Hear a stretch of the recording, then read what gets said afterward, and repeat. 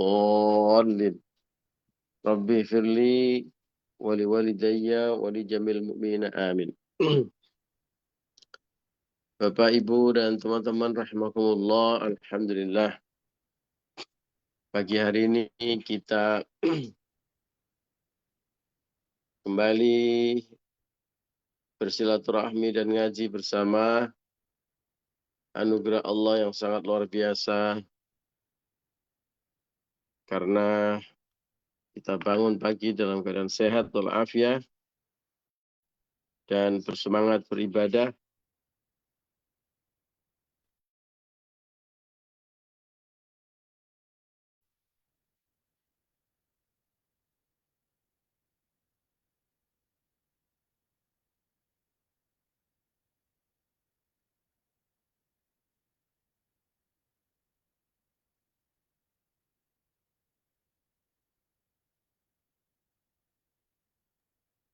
Oh, suaranya hilang ya?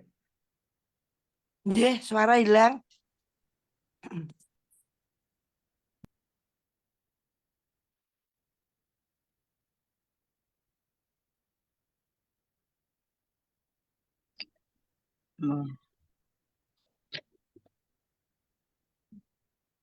Cek, masuk.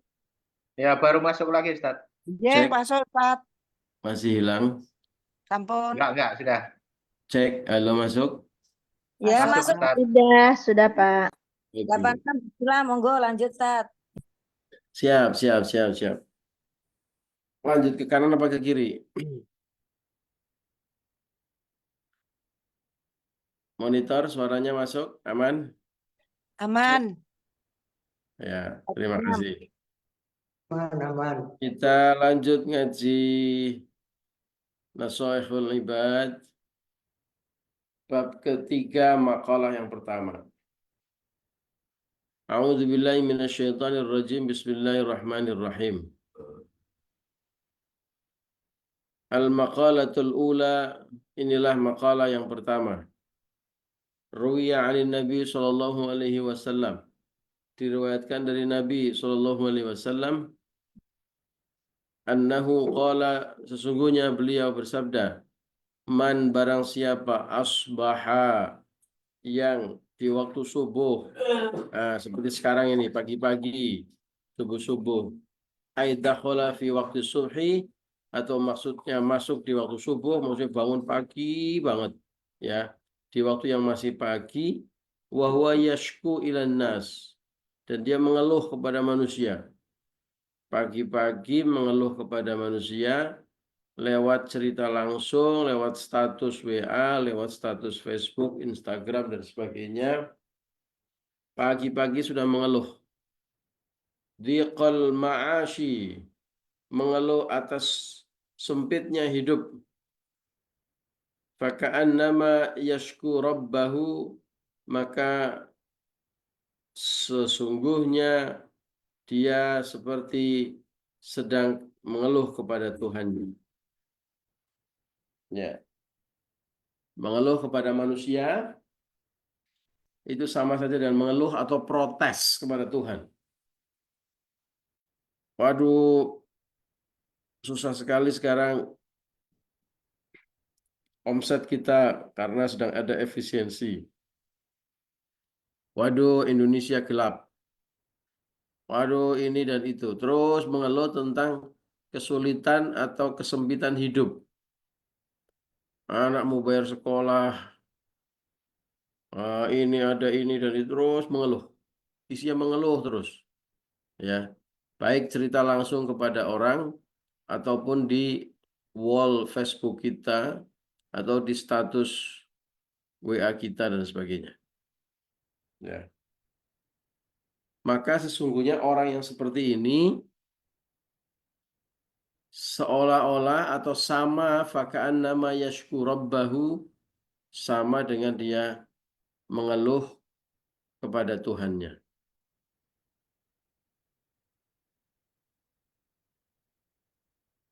Faka'an nama yashku rabbahu, maka seakan-akan ia mengeluh atau protes kepada Tuhannya.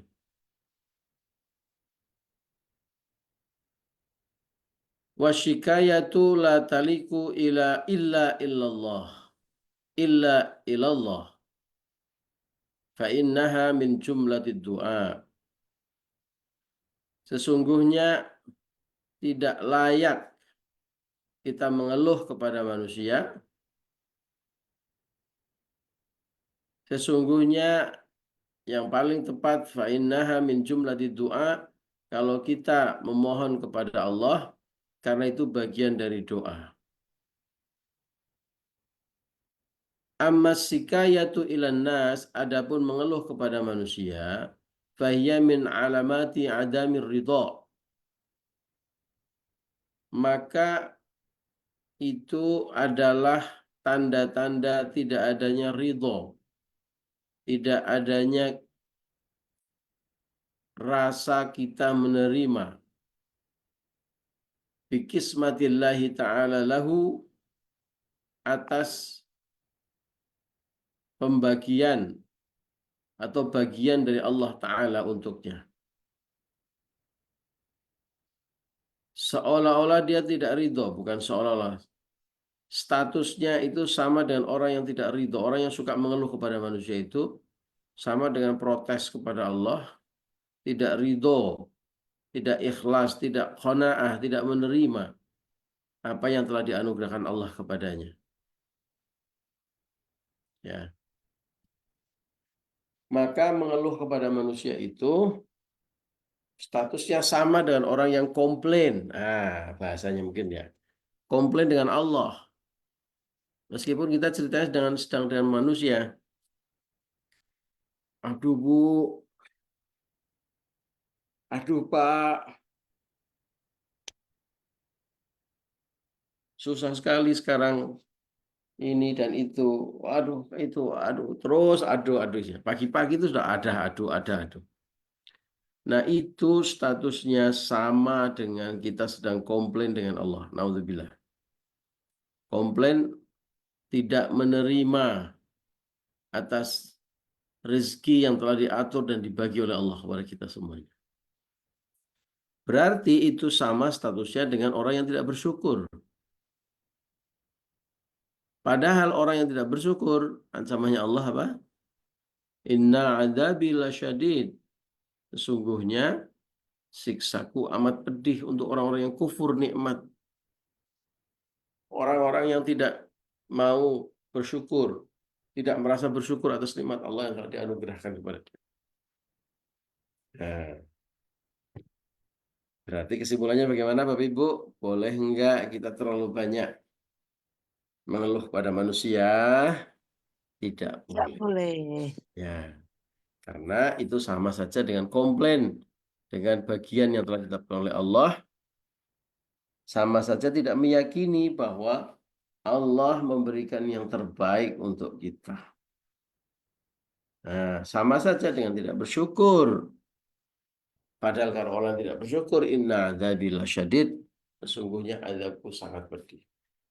Masa nggak boleh curhat sih Pak? Boleh. Ya, boleh. Tapi curhatnya, kita pernah ngaji ya itu ya. Curhat yang solutif. Bukan hanya sekedar curhat, mengeluh. Ya. Tahukah Bapak Ibu dan teman-teman semuanya bahwa semakin kita negatif, maka suasana juga akan semakin negatif. Kalau pikiran kita positif, insya Allah solusi, jalan keluar, pertolongan, itu juga akan datang. Karena ana inda dhanni abdi. Kalau di dalam pepatah orang baratnya, you are what you think. Apa yang terjadi adalah apa yang kau pikirkan. Ya. Kalau pikirannya negatif terus, ya itu yang akan terjadi. Universal law of attraction, hukum tarik menarik. Ya sebenarnya bukan alam, itu Allah memang yang menciptakan. Ya. Kalau kita berpikir positif, maka tubuh ini juga akan merespon dengan positif. Kalau tubuh ini merespon dengan positif, hati kita gembira, wajah kita cerah, sikapnya kita positif, maka lingkungan sekitar juga akan positif. Coba, kan ada hukum resiprokalitas ya dalam hidup kita ini. Kalau kita seperti ngaca, Bapak Ibu, coba lihat di kaca. Bapak tersenyum, bayangan Bapak di kaca juga tersenyum. Kalau cemberut muka kita, maka di kaca juga cemberut. Ya, zaman dulu itu ada lagu, ku tertawa, dia tertawa, ku menangis, dia pun menangis. Itu orang yang melihat dirinya di kaca. Ya, itu sebenarnya sama persis dalam hubungan sosial kita dan orang lain. Kalau saya ketemu Pak Banser, saya tersenyum. Assalamualaikum Pak Banser, apa kabar? Aduh, saya kangen sekali. Mungkin nggak Pak Banser marah-marah cemberut? Apa sih Pak Ulun? Maksudnya apa? Kan nggak mungkin kan? Pasti Pak Banser juga akan membalas dengan senyum. Ya, kalau kita ketemu orang itu cemberut, bawaannya marah-marah, maka orang juga akan, ini orang ngapain sih? Datang-datang cemberut marah-marah. Ikut marah dia. Ya. Kalau Anda datang pagi-pagi ketemu dengan klien atau ketemu dengan tim di kantor, Anda bawaannya itu gembira, riang, senang, mereka juga akan meresponnya dengan respon yang sama kurang lebih. Ya. Tapi kalau Anda sudah datang pagi-pagi udah banting-banting apa meja gitu ya, orang juga akan terbawa. Ya, begitulah kalau kita negatif, maka lingkungan kita juga akan negatif. Kalau lingkungan kita negatif, maka yang akan terjadi berikutnya adalah negatif. Ya kan? Nah, jadi secara ilmu kemanusiaan saja sudah bisa diidentifikasi rugi orang yang pagi-pagi menyambut datangnya hari dengan pikiran dan respon sikap yang negatif, mengeluh, ya, ngomongin orang, playing victim, merasa orang yang paling dizolimi di seluruh dunia. Ya itu yang akan terjadi nanti. Ya. Dan Allah murka. Ya, kemurkaan Allah ya di dunia diwujudkan dalam bentuk tambahan kesulitan-kesulitan. Bukannya malah solusi-solusi. Ya. Plus tambah lagi nanti. Ya. Dan ancaman Allah, inna adzabi lasyadid, sesungguhnya azabku sangat pedih. Nah, dibalik sekarang. Nggak boleh curhat, Pak. Boleh. Curhat kepada Allah. Ya. Curhat kepada Allah atau dengan orang-orang yang Anda yakin bisa memberikan solusi. Ya, solusi yang positif daripada hanya sekedar cerita. Cerita boleh menumpahkan perasaan kita agar kita plong. Kalau dalam teori psikologi namanya katarsis. Tumpahkan cerita, biarin saja. Apalagi ibu-ibu. Ya, ibu-ibu itu dalam teori. Ya, dalam ini ilmu modern ini. Ibu-ibu itu jauh lebih banyak bicara daripada bapak-bapak. Ya, ibu-ibu itu kalau di total bisa 4 sampai 9 kali lebih banyak berbicara daripada bapak-bapak.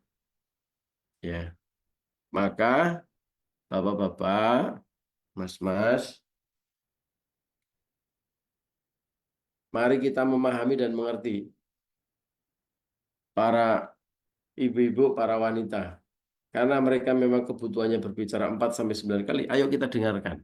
Nah, kalau ibu-ibu mau bicara, kok nggak ada yang dengarkan, kalau nggak ada yang mendengarkan, masalah itu. Ya, nanti dia cari pendengar di luar, Bapak Ibu. Kalau cari pendengar di luar kan bahaya. Ya, jadi cari apa? Sebagai laki-laki, mari kita mendengarkan apa yang diceritakan oleh istri kita, oleh keluarga kita, oleh teman-teman kita yang ibu-ibu yang memang perlu didengarkan. Ya. Nah, ibu-ibu cobaannya lebih berat. Ya, ayo sekarang kita belajar curhatnya dengan Allah, ceritanya dengan Allah. Boleh, boleh. Ya, pada saat sholat Anda itu sedang terkoneksi dengan Allah. Tapi pada saat sholat jangan cerita kalau jualannya susah. Karena sholat bacaannya sudah ditetapkan dan harus pakai bahasa Arab. Ya. Nanti cerita kalau lagi jualan lagi susah, omset susah, itu setelah sholat. Anda berzikir, ya, baca kalimat tahlil, thayyibah, mulai dari subhanallah, alhamdulillah, Allahu Akbar, ya. Kemudian baca sholawat, kemudian istighfar, istighfar pertama kali ya. Kemudian baca la ilaha illallah, ya. Terus berdoa. Nah, pada saat berdoa itu boleh Anda curhat. Nah, kalau Anda curhat, berdoa pakai bahasa Jawa, pakai bahasa Sunda, pakai bahasa Indonesia, boleh di luar sholat. Ya. Tapi saran saya jangan keras-keras. Soalnya nanti kalau keras-keras tetangganya pada dengar. Ya. Ini orang kenapa malam-malam kok perasaan di rumah sendirian, kok ngomong sendiri. Curhat sama Allah. Nah, sama-sama katarsis. Nah, bedanya kalau curhat dengan manusia bisa jadi masalah, apalagi curhatnya di medsos. Kalau curhat dengan Allah, insya Allah itu bagian dari doa. Katarsisnya selesai, perasaan hati menjadi plong, ya. Sekaligus itu bagian dari permohonan kita kepada Allah untuk ada solusi atau jalan keluar dari masalah kita. Enak kan? Ya, kitanya sehat, plong karena bisa cerita, ya. Tidak khawatir ceritanya nanti pecah kemana-mana, merembes kemana-mana. Ya. Yang ketiga itu bagian dari doa kita kepada Allah sehingga ada solusi. Yang keempat kita terhindar dari murka Allah karena komplain, karena tidak mensyukuri nikmat Allah. Karena kita sudah sama-sama tahu, kita sudah ngaji berkali-kali bahwa sebenarnya sesungguhnya apapun yang diciptakan oleh Allah, apapun yang terjadi pada diri kita, itulah yang terbaik untuk kita semua. Seperti yang kita kaji kemarin dan beberapa kali pertemuan sebelumnya. Ya. Nah, jadi sekarang ayo Bu, kita sedikit putar haluan, apalagi menjelang Ramadan. Kurangi curhat kepada manusia, cerita mengeluh buruk-buruk ya pada manusia. Ya, ya kalau manusianya benar, ya bisa mendengarkan dan bisa ngasih solusi. Kalau nggak benar, nanti ceritanya kemana-mana, bukannya dapat solusi, tapi malah tambah masalah. Ya, apalagi nanti kalau yang dicurigakan orang lain, teman kita nanti bocor, wah repot. Ya, curhatnya kepada Allah. Ya, ya sedikit-sedikit curhat kepada manusia boleh, tapi yang memang semangatnya mencari solusi. Maka curhatnya juga jangan sembarangan. Ya, curhatlah kepada orang-orang yang kira-kira bisa memberikan solusi. Nah, itu. Ya, jadi kita rubah haluan, kita ganti. Diawali dengan keyakinan. Insya Allah apapun yang Allah berikan kepada kita itulah yang terbaik. Maka kita tutup hari dengan penuh rasa syukur. Mau tidur, Alhamdulillah ya Allah. Engkau berikan anugerah kesehatan yang luar biasa. Hari ini saya sehat, prima. Bisa silaturahmi, ketemu sama teman-teman, ketemu sama customer saya, ketemu sama teman ngaji saya, sama guru saya. Bisa nganterin anak ke sekolah. Iya, bisa jualan, bisa meeting, bisa prospek, bisa ke pasar, bisa ke kantor. Ya, itu anugerah yang sangat luar biasa. Ya Allah, terima kasih. Alhamdulillah, segala puji bagimu ya Allah. Hari ini telah dimudahkan semua urusan. Saya jalan, naik motor, selamat, nggak ada kecelakaan. Saya makan, nikmat sehingga badan saya sehat. Saya bisa sholat, saya bisa beribadah, bahkan saya mulai ngaji pagi tadi. Itu penuh kita syukuri semua yang terjadi. Ya. Besok pagi bangun tidur kita dalam keadaan yang penuh rasa syukur juga. Badan kita segar, badan kita fresh, pikiran kita bening, jernih, enak, nyaman. Kalau ada masalah, curhat sama Allah. Insya Allah itu bagian dari doa, Allah akan carikan solusi untuk kita. Insya Allah itu juga bagian dari cara kita menjemput nikmat Allah berikutnya yang lebih dahsyat lagi karena kita termasuk orang-orang yang bersyukur. Allahumma amin ya rabbal alamin. Demikian Bapak Ibu ngaji kita pagi hari ini. Terima kasih untuk kebersamaannya. Mohon maaf atas segala kekurangan dan kekhilafan. Wallahul muwaffiq ila aqwamit thoriq. Assalamualaikum warahmatullahi wabarakatuh. Waalaikumsalam Waalaikumsalam warahmatullahi warahmatullahi wabarakatuh.